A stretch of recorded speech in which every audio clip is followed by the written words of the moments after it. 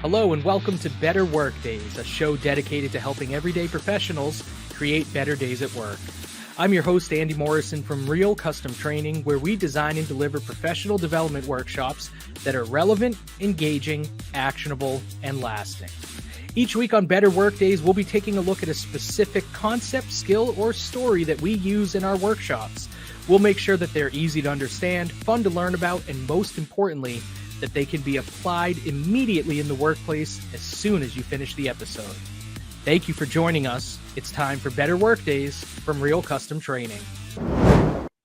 Hey everyone, welcome back to Better Work Days. I'm your host, Andy Morrison from Real Custom Training.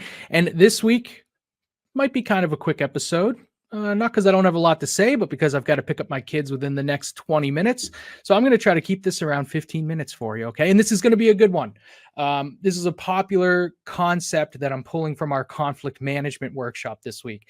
And that concept is this, all right? This is for any of you managers out there who want some help on how to manage venting and complaining. I'm sure you've never had employees or anyone on your team or anyone you work with, or you yourself, I'm sure you have never vented nor complained at work. Okay. But in the odd chance that you ever find yourself face to face with an employee, coworker, or maybe even you are the one doing some venting or complaining, we'll give you some advice this week on how to manage that. Now, I understand if your first response is venting and complaining, what's the difference? They're kind of synonymous, right? I used to think so too.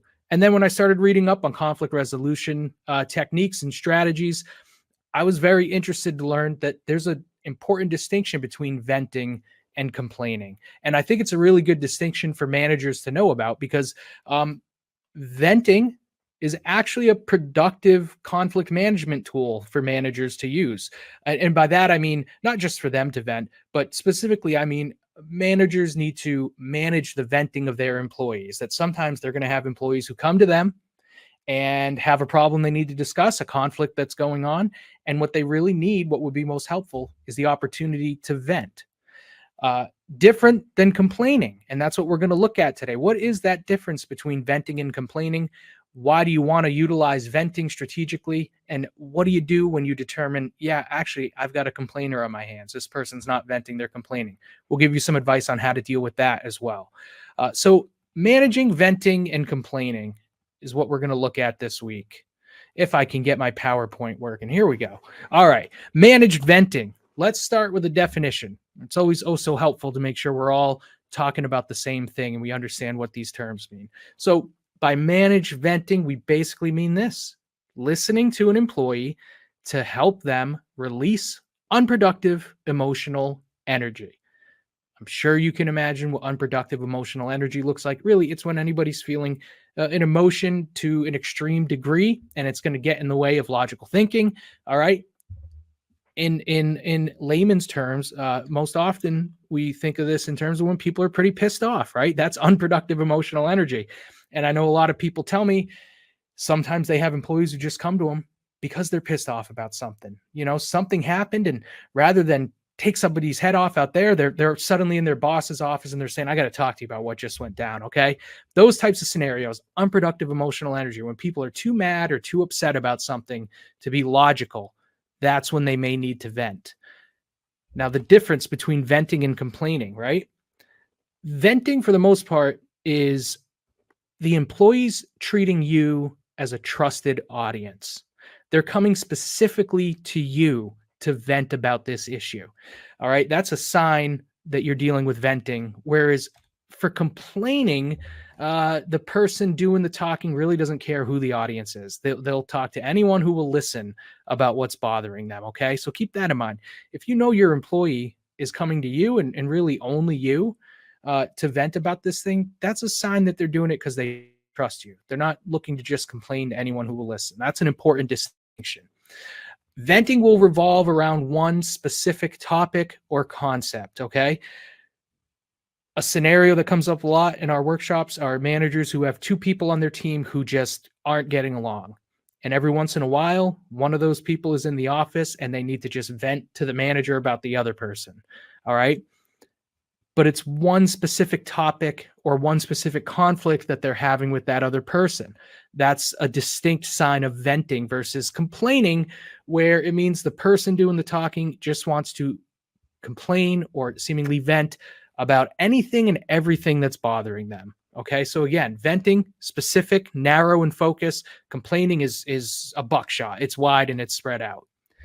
Venting vents strong emotions. Okay, complaining just fuels strong emotions. So basically, how's the person feel at the end of the conversation they had? Right? If you really truly vent, you're going to feel better. If you're just complaining for the sake of complaining, you're probably ramping yourself up. You're probably going to feel even more. If you went into it sad, you're probably going to feel even sadder by the end. If you went into it angry, you're going to feel even angrier after you're done complaining. Okay. So complaining is a counterproductive coping mechanism, whereas venting is a healthy mechanism because it gets those strong emotions out. And by getting those strong emotions out, it opens the door for a resolution to the conflict. All right. So we'll go back to that scenario of you've got two employees that are constantly at each other's throats, right? When one of those employees comes in and they vent about the other person and they say, they keep eating my lunch in the fridge. All right. Once they get those strong emotions out, then you can get them to actually look at whether they want to do something about it. Do they want you to help facilitate a conversation with the other person? Can you come up with some strategies on how to make sure their lunch doesn't get eaten, whatever it might be? But that person, if they didn't vent those strong emotions, would never be able to take part in a rational examination of the problem and brainstorm on possible solutions. They literally won't be able to. Really pissed off people, really emotional people, it's about as good as trying to rationalize and bargain with your wasted buddy some weekend, okay? Back in your college days. It's impossible. They just can't cognitively do it. So sometimes when people are talking about extreme emotions, they need to vent before they can even consider working on a resolution to it. Complaining, on the other hand, doesn't open the door to resolution. Complaining is circular. It just keeps going round and round. And the more they do it, the more they want to do it. It just leads to more dumping. And so the final conclusion on this, venting versus complaining, venting's a productive conflict management technique. Complaining is an unproductive coping mechanism. Now, I'm not trying to shame anyone who complains, right? If you take an honest look at yourself, as I try to do, there have been times I've been too much of a complainer. I'm kind of a complainer by nature, actually. And there are times when I look back on situations where I wasn't happy with leadership decisions or big systemic changes being made where I worked. And when I look back now and I look at the difference between venting and complaining, I can see there were times where I was going to a trusted manager or mentor. And there's a few I can think of where it was like maybe once a quarter, we'd get together and kind of vent. But it actually always ended up being productive. And then I think about some coworkers who maybe on a day-to-day basis, I really was just taking part in complaining too much with them. So I'm sure you're probably like me, where if you do an honest inventory of it, you can say, yeah, there's times I've been guilty of complaining too, because it's a coping mechanism. All right. So that's why I was saying we're not trying to shame anyone who has done complaining. It's a coping mechanism. It's like all of our behavior. It's just a way to try to deal with stuff that's bothering us. Okay. But it's not really going to help anyone. So once we're aware of the difference between complaining and venting, we can make the choice as a manager to try to manage venting, okay? Or we can make the choice as an individual to try to limit our sessions with other people to venting and trying to cut back on the number of times we're really just complaining with our coworkers, okay? We can make those choices, but you got to know the difference knowing the difference can help you make those choices. So if you do decide you want to manage venting, here's some keys to it. All right. When is it going to be the appropriate first step? It's going to be because someone's dealing with a conflict. Okay. Almost every time. And sometimes it's very apparent. Like, when the person opens your office door and they say, so-and-so is driving me crazy again. You know exactly what's going on. They're upset about the conflict. Some people have the opposite reaction. Some people get really withdrawn. You might notice that in an employee who's dealing with a conflict and suddenly they're not their regular outgoing self. That could also be a time where venting might help them out. Sometimes it's someone who feels bad about something they've done. They need to vent. And it can also be when the underlying cause of the conflict is not clear, but you can just tell something is up with that employee. A venting session for them might help bring it to light, help them move towards a resolution. So if you're going to conduct a managed venting session, all right, the next time that employee kicks down your office door and says, I got to tell you about so-and-so and what they did today. If you're going to try to conduct a venting session with them, here's the keys. Get comfortable, get them comfortable, have them sit down. Okay. Have them slow down. Stress to them that your goal is to understand where they're coming from and how they feel. You can't do that if they're going a mile a minute and you can't keep up. You got to stay calm and you got to stay neutral. Just because they're angry doesn't mean you need to be angry. Okay. And especially if they're coming in to talk about another coworker or another manager or someone they're having an issue with, you've got to be a fair party. So it's good to be neutral while still letting them know you care about what they're going through. Seek to understand by listening and questioning. You are not going to be doing the talking in the venting session. You are going to be letting the employee do the talking. Okay. When you do talk, it's going to be to ask questions, and your questions are only going to be to enhance your understanding of what the employee is telling you, what they're dealing with, and how they feel about it. That's the only talking you're going to do. It can seem a little counterintuitive because it could feel like you're relinquishing control to that person, right? You imagine observing two people having a conversation, and if one of them is really animated and doing 95% of the talking, who are you going to assume is in charge of that situation? Naturally, we're going to assume it's the one yammering away, right?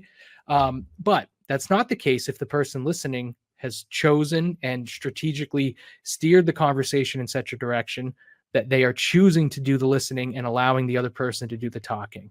And then you want to paraphrase the person's key points. And the reason you paraphrase it is this: repeating stuff back to people in their own words and then saying, so if I understand, you're saying, and then you repeat exactly what the person said. All you're showing them is that you have a good memory and you remember everything that they said to you. All right. What you really need to do instead to truly demonstrate understanding is paraphrase it back to them. Because when you paraphrase it and you put it in your own words, and then they can say, yes, you're right. Or they could say, no, actually, the way you put it, I think you don't quite get what I'm saying. Let me explain it again. So when you paraphrase and put stuff into your own words, it's a good way to truly confirm that you understand what the other person is trying to tell you. And then once you've done that, and it's clear that you do understand their point and the root of it and how they're feeling, then you want to wrap up the venting session. All right. And this is key. This is key. Ask them if they feel heard and if they feel understood. All right. Sometimes as a boss, as a coworker, just as a person, sometimes that's all people really need. It's just to feel like they got heard and that they were understood. Sometimes it's all they need. The venting session could end there. But before you end it, you got one more question to ask them, and that is this: do they want to work toward addressing the conflict? Okay. And this is essential. This is the essential question in the venting session. This is where you get to learn whether you are dealing with someone who truly needed to vent or someone who's looking to complain. Now, there's no right or wrong answer to that if they want to work toward addressing the conflict. If they say no, maybe they did just need to feel heard and understood, and they don't need to work on the conflict. They're just going to learn to deal with it better. And when they need to vent, they'll come and vent, once a quarter, maybe. But if they say yes, then you can move them towards actually addressing the conflict. And as their manager, then you're going to want to monitor that too and help them through it, follow up on it with them. But at least then you're getting them towards the conflict resolution process. Now, the employee who said, no, I don't want to work toward addressing the conflict, that's where the potential for complaining can come in. If that employee's back the next day for another venting session, and the day after that, and the day after that, if you start seeing that pattern, and if after a couple of times you do the managed venting session, if you keep asking them if they want to work toward addressing the conflict and they say no, then all right, this person's they're just coming here to complain. And then you've got to nip that in the bud. So if you've determined, yes, this person, they keep coming back, it's circular, it's starting to feel to me, my honest assessment is that they're really just complaining, then you need to respond to that. The avoiding style of conflict management is the solution there. And we'll do a future episode on the different conflict management styles, or you can take our conflict management workshop for a deep dive into them. But basically by that, it means, you're going to acknowledge the person's issue, express empathy for the person and the issue they're going through. But then you're going to tell them that you're going to avoid talking about this issue with them again, because you've determined that they're not willing or able at that point to make a good faith effort toward resolving the issue. And if they're not willing to move toward resolution, then you simply have to draw that boundary of, we're not going to continue to talk about this. We can't keep having these one-on-ones to talk about this issue again. It's simply not productive. When you're ready to move toward a resolution, we can talk about it again. But until then, we've just got to move on. We can't keep revisiting this. So this is part of the two-step conflict management model that we teach. You do that step one of venting, and then you can move toward resolving the issue. And resolving the issue, there's going to be several different conflict management styles that you can implement, and you can take the workshop with us to learn more about those. But whether you go further with the model or not, I guarantee that as a manager, you're going to have to deal with venting, and you're going to have to know the difference between venting and complaining. And it's easy in these podcasts to say, hey, here's how you do it. Do this, and then do that, and then do this. But let's really think about, if you were to implement the process I just described, what are some of the skills and concepts that you're going to need? Conflict management is going to be one of them. Okay. That's something Real Custom Training can help with. How about assertiveness? It can be difficult to say to someone, look, we are not going to continue to have this conversation. Drawing boundaries with employees, drawing boundaries in general is a difficult thing. It takes real assertiveness to do that. Assertiveness is a skill that can be developed. All right, it's going to require active listening and effective questioning, to what we call keystone communication skills. That there's so much success in business and in life that's dependent on those communication skills. Active listening and effective questioning. Both are key to managing venting and complaining. The paraphrasing to confirm understanding, that's another communication tool that we teach at Real Custom Training. Compassionate leadership, balancing your concern for the employee and the person with your concern for the organizational objectives. That's a skill set too that can be developed. These are all things that managers will need in order to successfully manage venting and complaining. And these are all skills that Real Custom Training helps people develop in our workshops. So if you're interested in learning more, or if you recognize that these are some skills that you could build up, we can help. Visit realcustomtraining.com. Check out our catalog of workshops. We run things in Putnam, Connecticut, but we're also available to travel to companies to run private group training.